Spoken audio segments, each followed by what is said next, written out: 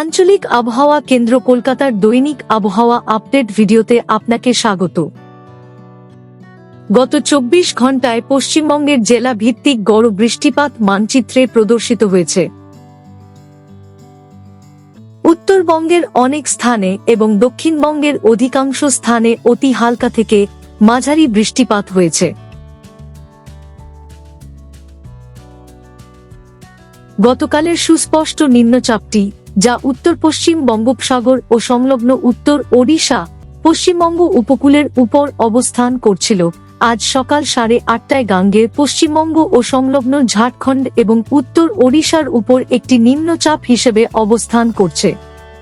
এর সঙ্গে যুক্ত ঘূর্ণাবর্তটি বর্তমানে সমুদ্রপৃষ্ঠ থেকে 5.8 কিমি পর্যন্ত বিস্তৃত রয়েছে এবং উচ্চতার সঙ্গে দক্ষিণ পশ্চিম দিকে হেলে রয়েছে। আগামী 24 ঘন্টায় এটি ধীরে ধীরে দুর্বল হওয়ার সম্ভাবনা রয়েছে।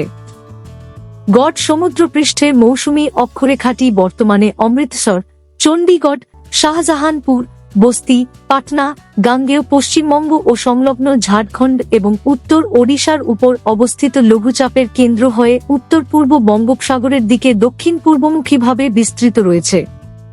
এটি সমুদ্রপৃষ্ঠ থেকে 0.9 কিমি পর্যন্ত বিস্তৃত রয়েছে।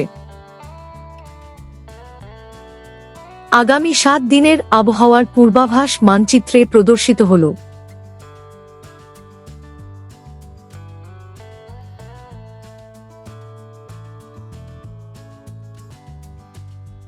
উপরোক্ত আবহাওয়াগত পরিস্থিতির পরিপ্রেক্ষিতে 18 ও 19 জুলাই উত্তরবঙ্গের কয়েকটি জেলায় কিছু স্থানে ভারী থেকে অতি ভারী বৃষ্টিপাত এবং 1-2 স্থানে অত্যন্ত ভারী বৃষ্টিপাত হওয়ার প্রবল সম্ভাবনা রয়েছে। এছাড়া 17 ও 20 জুলাই উত্তরবঙ্গের কয়েকটি জেলায় 1-2 স্থানে ভারী থেকে অতি ভারী বৃষ্টিপাত হওয়ার সম্ভাবনা রয়েছে। এছাড়াও 17 জুলাই দক্ষিণবঙ্গের কয়েকটি জেলায় 1-2 স্থানে ভারী বৃষ্টিপাত হওয়ার প্রবল সম্ভাবনা রয়েছে। ভারী বৃষ্টিপাত অথবা বজ্রসহ বৃষ্টির সময় নিরাপদ স্থানে আশ্রয় নিন। গাছ, বিদ্যুতের খুঁটি বা অরক্ষিত দুর্বল কাঠামোর নিচে আশ্রয় নেওয়া থেকে বিরত থাকুন এবং জলাশয়ের সংস্পর্শ এড়িয়ে চলুন।